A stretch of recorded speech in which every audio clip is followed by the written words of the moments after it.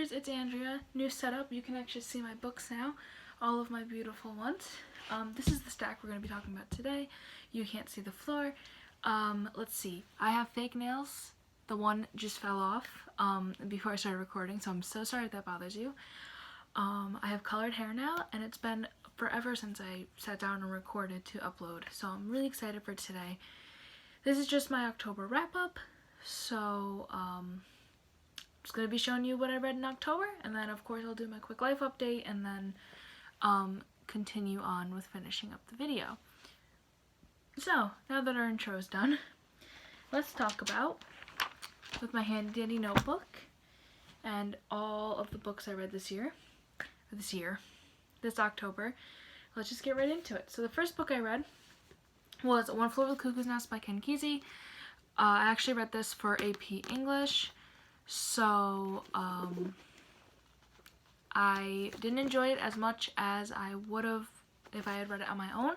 I still really enjoyed the book. I absolutely adored the movie, which we also watched in class. Let's see. This is basically about, it's set in the 60s or 50s. It came out in the 60s, so I think it's more set in the 50s. But it's about a mental institution with all these patients, and this guy comes in whose name is Pat McMurphy. I think his first name is Patrick. He's played by Jack Nicholson, so if I start saying Jack and I'm not paying attention, that's why. This character named McMurphy comes in and basically disrupts the whole order of the place and shows the guys there what it's like to actually live. It's very good. I gave it 4 out of 5 stars. There were a couple things that I would have changed. I think if I read it on my own, it would have been 5 out of 5, and the movie is definitely one of my new favorites. So here's what the cover looks like. I'm sitting really far away so you can actually see me. I definitely recommend picking it up. It is a modern classic and definitely something that is worth your time. This paperback is about 325 pages? 325 pages.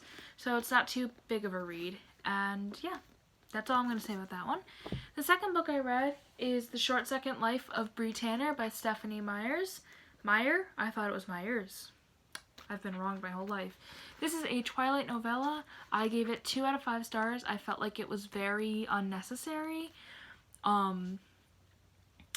It was basically, it's an eclipse novella, so the, what are they called? The new vampires that were being made. It's about them, but it focuses on the one girl, and it's from her point of view. I felt like this was very unnecessary. It didn't really add anything for me, but it also didn't take anything away. It wasn't horribly written. I mean, Stephanie Meyer definitely isn't like my favorite author, but I do enjoy the Twilight books. Yeah, I don't know. I guess if you're a major fan, it's worth picking it up just to see what it's about. But other than that, I don't know, 2 out of 5 stars. If you're not a huge fan, I don't recommend picking it up. It was kind of a waste of my time. It's a very quick read, though. Most of the end of this book is the preview for her next book, The Host. So it's only about 178 pages. Very quick read. Third book I read in October is City of Lost Souls by Cassandra Clare. Of course, I gave this 5 out of 5 stars. My book is completely falling apart because I've had this copy since middle school? Yeah, probably 8th grade. If you didn't know, I'm rereading all of her books before her next book comes out in 122 days. I have pre-ordered my copy of the 10th anniversary of Clockwork Prince. This might actually be one of my new favorite Mortland Stone's books. I am reading City of Heavenly Fire right now, but so that might top it. But this was actually really good. I don't remember liking this one as much as I did. This one's basically Sebastian takes Jace away, and then Clary goes, oh, I'm gonna be with you and I'm gonna save you so you two aren't one anymore. And then some spoilery things happen couple-wise, and basically you should just start from the beginning of the series if you're gonna read this, but I definitely recommend continuing on because they always get better. Wow, my hair looks like a mess. Anyways, the next book I read is Into Deep by Corit Voorhees. I don't know if that's how you say his name. This is a YA romance book that was garbage. I gave it 2 out of 5 stars because the only thing that kept me interested was the mystery element of it. It's about this girl whose name is Annie. Is her name Annie? See, I don't even remember her name. Annie. Her name is Annie. She's very into diving. And she falls in love with this boy named Josh, and she's into treasure hunting, and ooh, sorry, you saw my nasty foot. They basically, with their teacher, are gonna figure out, like, this treasure thing, and there's, like, suspense and mystery, but there's nothing else in this book that's good. The dialogue is stupid. No one talks like that. I had some notes. I think I actually deleted them off my phone. Let's see. Hold, please. I did delete them off my phone, but, like, no one talks like that, and there were, like, some plot, like, some little, things that didn't line up. Plot holes? But, like, little things, so I guess it isn't a plot hole.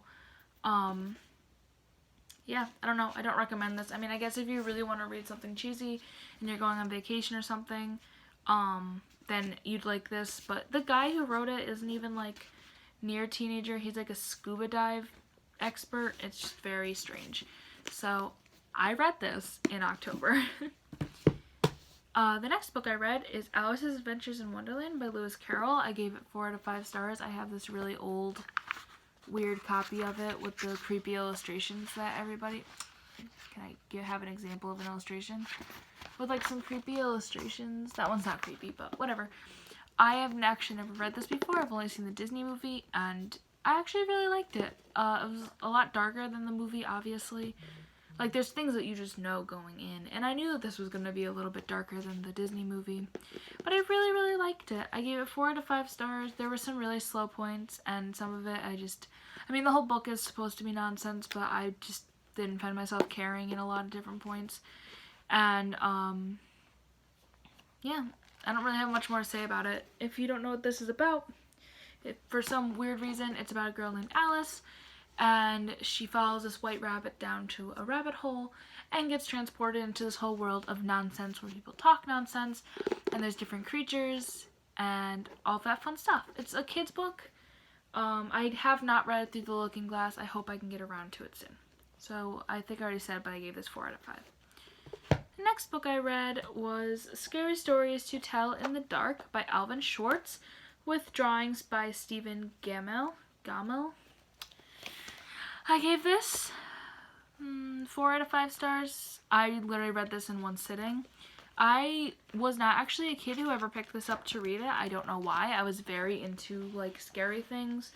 Like, I have, like, books that I actually used to read that are scary. Fear Street, Goosebumps, some poetry books. I loved the TV show Goosebumps and, like, Courage the Cowardly Dog and blah, blah, blah, blah, blah. I never picked this up, so I actually read it for the first time as a 17-year-old because I'm cool. And I really enjoyed it. I mean, like I said, it's like a one-sitting thing. It was obviously spooky season, so of course I'm going to sit down and, like, read it.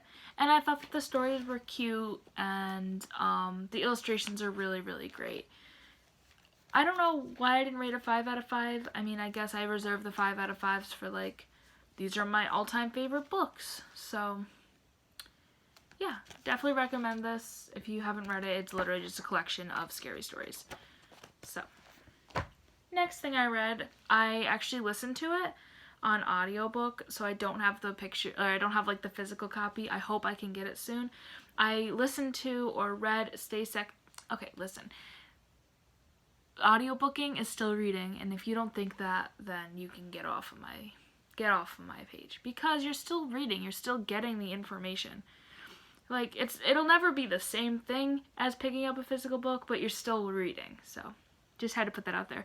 And I didn't mean, like, read, I meant, like, it's not really, like...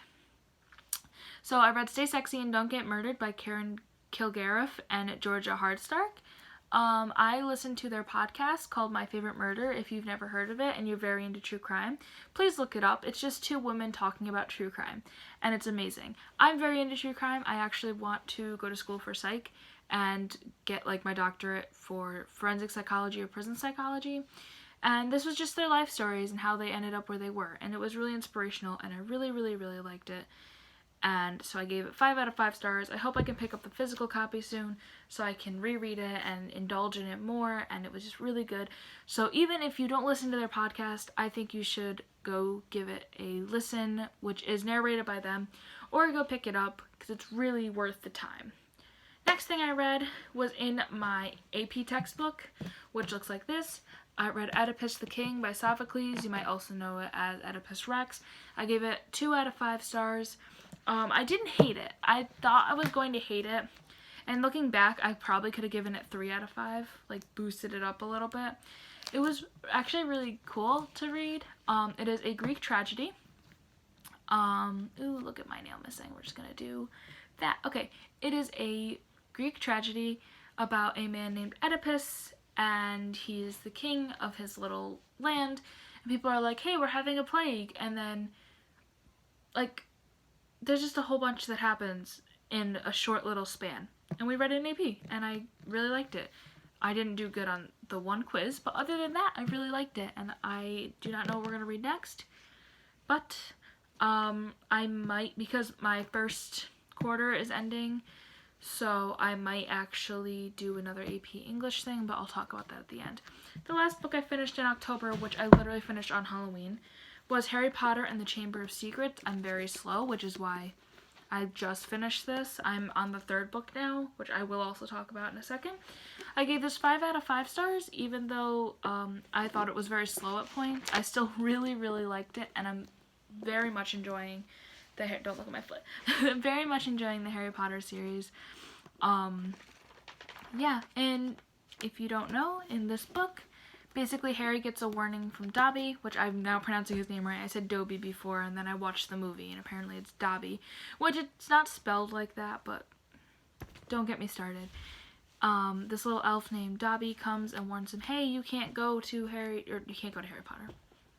You can't go to Hogwarts, dangerous things are going to happen, and Harry goes anyways, and there are kids getting petrified by this thing that's going around, and so Harry, Hermione, and Ron have to figure out who is like doing this, who opened the Chamber of Secrets, which you find out about, and then of course it all gets resolved in the end, because, I mean, you know that anyways, because there's 1, 2, 3, 5 books after that, so yeah, there's 7 books. I could have just done that math. Yeah, so those are my October reads. I actually read a lot in October compared to September, especially. I read 9 books, and in September I read 4. So let's see, life updates. I've been pretty busy, but I want to start uploading more. I might do twice a week to really motivate myself, unless I get super busy. On the book side of things, I am currently reading 4 different books. I'm going to get them down for you without breaking another nail or my head. I'm reading. That didn't happen. Quick rapid fire. Fear Street Super Chiller, Broken Hearts by R.L. Stine. It's going pretty good so far. I'm not far in any of these.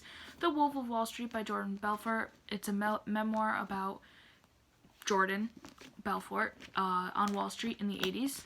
Really, really enjoying this. Didn't think I would. I'm reading Harry Potter and the Prisoner of Azkaban. This is year 3 or book 3. I had to get this at the library because, I mean, A, it gives me an excuse to go to the library, which I haven't been there in forever, and B, my grandmother only had the last 3 books for me to borrow, which is fine, but they only had large print at the library, so I kind of feel like a fool. And then the last book I'm currently reading is City of Heavenly Fire by Cassandra Clare. I started this last month. I don't know if I'm going to get it done this month. I've been busy. So, I think that's about it. Like I said, I hope to be recording a little bit more. I have more video ideas coming. Let me know in the comments below if you actually want to see me do anything or have any questions. I have Snapchat, Instagram, Tumblr, Goodreads, and I'm forgetting one. Twitter? Did I say Twitter? Instagram, Twitter, Snapchat, Tumblr, Goodreads. That's what I have. They're down below if you want to go check them out. I really hope you enjoyed. I hope that my books are all falling apart.